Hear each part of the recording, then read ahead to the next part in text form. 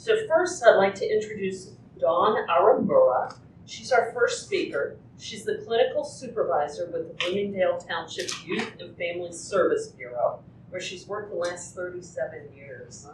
Prior to receiving her master's degree from Loyola in clinical counseling, she taught in the public school system. She worked in inner city Chicago, volunteered with the Red Cross as a disaster mental health counselor. As the clinical supervisor, Dawn and the youth department deal on a daily basis with the youth and families in the community. In that role, she's witnessed firsthand the effects of the pandemic and the many recurring issues that persisted before and after the pandemic. And Dawn is also a Lake Park graduate. A long time ago. Very say that. Answer for life. So, John, I'm going to kick it off. Has there been an increase in requests for services over the last couple of years attributable to the pandemic? And do you think things will get quickly back to normal, or will the effects linger? As many of you who are working with mental health people, we have been inundated in the last 2 years. We've increased, I was pulling some of the numbers that Dominic loves. We increased from 1,200 cases to 1,400 cases, and we did that even when we lost a staff member. So the days are long, and the waiting list is also. COVID seemed to magnify anything that is fragile or was struggling. So depression, substance abuse, anxiety just expanded. There's a wonderful old psych study about rats in a box. And that's where you have a big box, you have 10 rats and plenty of food and water. Then you cut the box in half. Same 10 rats, same food and water, and the rats start getting aggressive. You start having hoarding, and you start having bullying.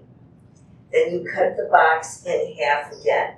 Same 10 rats, plenty of water and food, but you start getting fat rats and skinny rats, and you get gangs of rats ganging up on weaker rats. And that is what happened a lot during COVID. We had a lot of children whose main support was the school, and that was pulled away. Their food and a person that had time to focus on them. Many of my single parent moms are busy working 1 or 2 jobs and don't have the time to focus on the child. Many of my single parent moms are low income, low education, are working service jobs, and all their free time is either working, transportation, or doing housework. And they're always tired and they're always overwhelmed, and they can't be there for their children. So the children lost 2 meals a day at school, breakfast and lunch, and then they lost somebody who would check in with them every day. Here in Bloomingdale, there was a training effort with the bus drivers, because the bus drivers were the first person and the last person to see the child, and they would pick up on cues of how that child was doing. So during COVID, even that disappeared. So that having 1 or 2 adults who paid attention to you, having the lunch lady who knew your name and knew your favorites, all disappeared during the first year of COVID. The first year of COVID, 2020, we saw 1,093 clients. It actually went down that year because not everybody had access to Zoom. Are you all experts on Zoom now? And how many chat? And I can share a screen. Thank you, Brenda. don't need a grandchild saying, "Grandma, push the microphone button." So we all learned very quickly, but a lot of my clients didn't have Wi-Fi. They did have cell phones, so we did a lot of telehealth, but they didn't have access to Zoom. So that first year, that first June, we were up and running on Zoom and doing telehealth. However, we found a bigger need than mental health, that was food.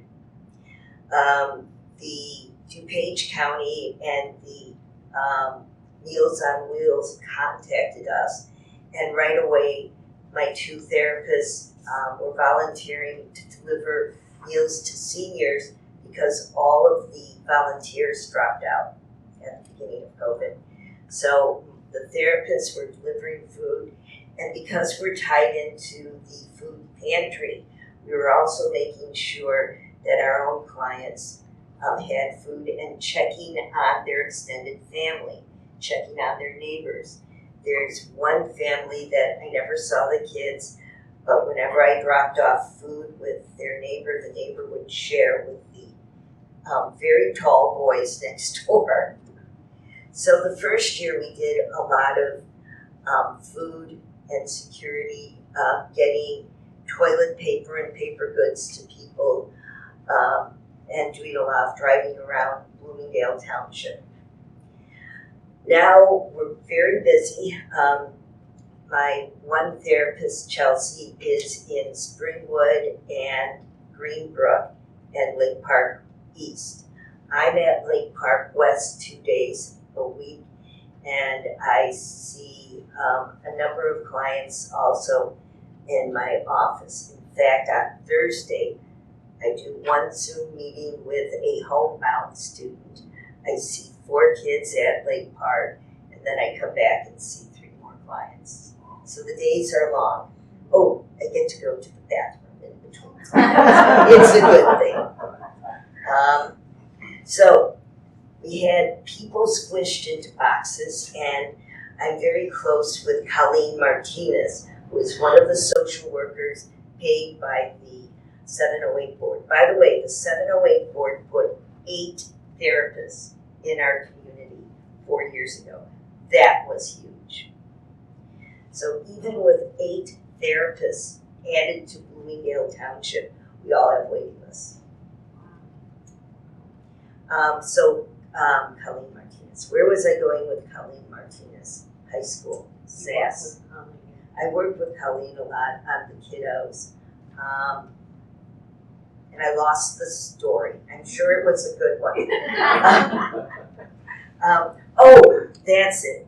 Colleen and I got a lot of domestic abuse calls because people were trapped in their houses, and that's the connection to the rats in the box. So we had adolescents, we had people who didn't like each other all stuck in the same house, and there was a murder in Roselle that first year, and I swore it was my client that got murdered by her husband, and it wasn't. I was so relieved. Because she had been the victim of a lot of police calls, and she had never filed against him. So there was a lot of domestic abuse, and Colleen was very busy, and we had a lot of addiction. And there were a couple of suicides, unfortunately. And there was one 5-day period where there was a student that suicided in front of his entire family. And Colleen from Roselle, Tricia Rossi from Hanover Park, myself, and the high school social workers all combined efforts to get this family treatment. And Colleen was the leading person that got the family into SAS. And I always forget what SAS is, screening and... I think it's screening and support services. Yes, it's a special program through the health department, and Colleen was able to get the family in there very quickly. But it was 2 police social workers, 2 therapists from Bloomingdale Township, the social workers, Paige Charleston at the high school, and the high school counselor. So within 24 hours, we were all converged on the case. And I'm hoping we don't have to do that again. That was a pretty awful one. Let's see. There was some good news though.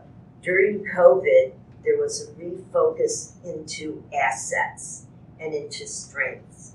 I had 4 clients that lost a total of 300 pounds. Wow. It was women who stayed at home and got to focus on themselves. And these are all women that I worked with, and I was just stunned because I didn't see them for the first year. And the first time I saw them, it's like, holy cow. So there was some self-care that was being done. And self-care became a litany that I did with all of my clients. Food, water, exercise, and sleep. It wasn't very sophisticated therapy. We didn't do the cognitive stuff until I did the self-care. And so often, many of the kids hadn't had food. And even now at the high school, I always carry my baggie of granola bars and things that look like granola bars, but are really cookies. And make sure I get the kids fed. One of the things that I remember from my time with Red Cross and 9/11 was Mr. Rogers saying to children, always look for the helpers. There are always helpers. Well, for 2 years, we've been making sure that people get fed. We've been helping out at the food pantry. I dropped off 2 Easter dinners on Friday at 4:30. I drop off milk and eggs every week, and a lot of chocolate too. It's like, no, you need chocolate. There are helpers, and what's happened is a lot of the helpers are very tired. The teachers, the therapists, and the nurses. My daughter-in-law has seen more death in the past year and a half than a nurse usually sees in their entire career. And she's a respiratory therapist, so she got the worst of it. And because of that, she left floor work and applied for an administrative job because of all the time she had to hold phones up to people that were dying. One time she had to wheel a person from one end of the hospital to the other end to say goodbye to her husband. So she was done. She's not going back to floor work. And she's young. She's only 36 years old, but she is not doing that again. So we need to build community and take care of each other. My cul-de-sac that I live on is 6 families that I've known for 35 or 36 years. And every so often they end up in my dining room saying, do you know? And I have referred some of them to treatment in Township. So look after the elderly, look after your neighbors, look after your teachers and nurses and therapists. I love that.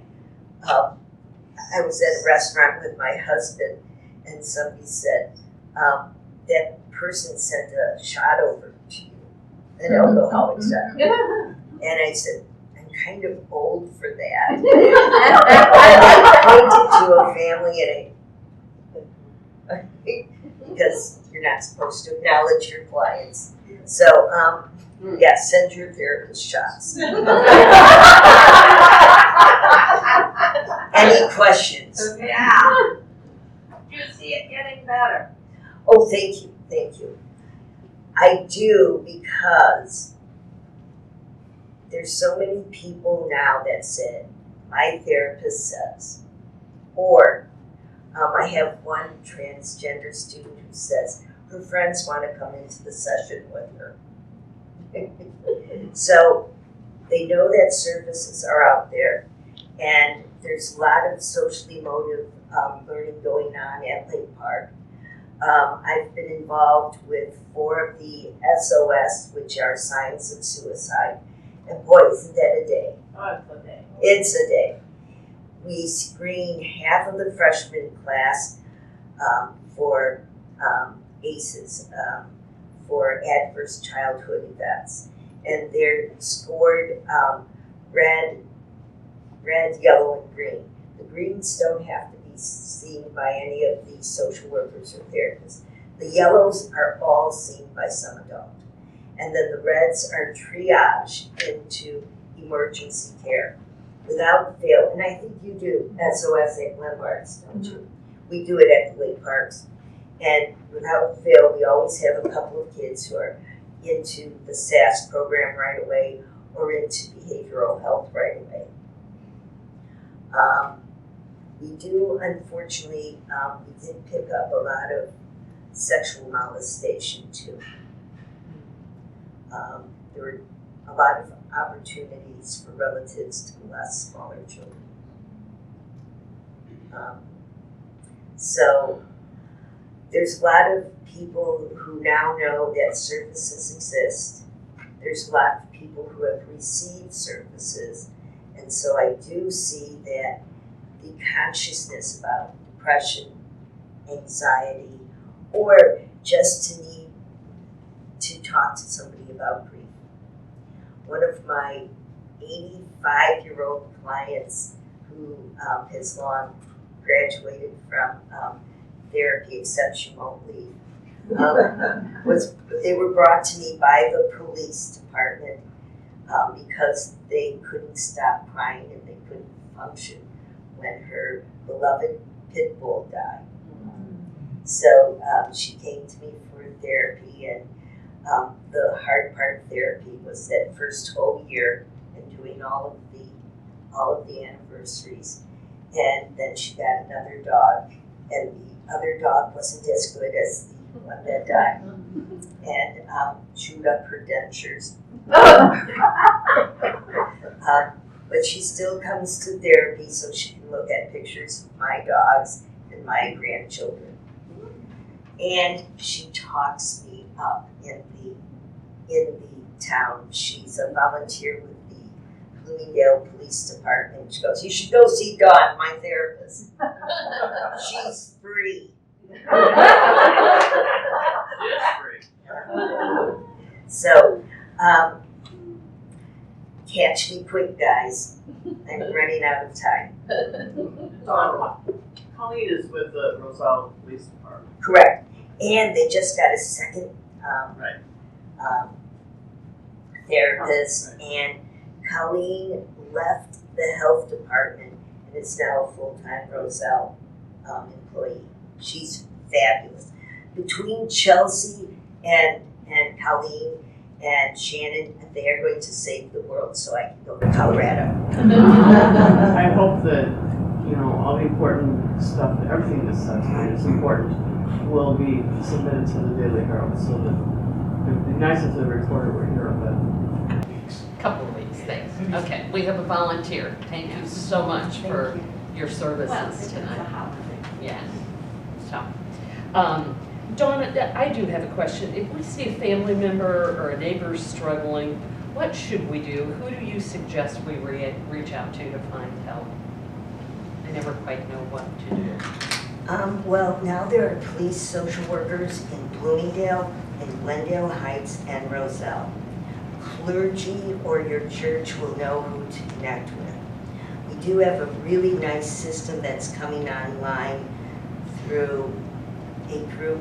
Where's Ahmed from? Referral GPS. Thank you very much. It's only Tuesday and I'm losing vocabulary. And it's a fabulous system. It's a little bit easier for me to use than the DuPage Chris system. And the system will be available to the McKinney-Vento social workers who are the social workers or staff that work with the homeless. Keeneyville School District is one of the subscribers to referral GPS. It's a fabulous system. The first day we were on it, we got a referral, and it wasn't ours. We had to send it to Hanover Township. So, any other questions? No, I think that's it. Thank you, Dawn. That's a lot to think about.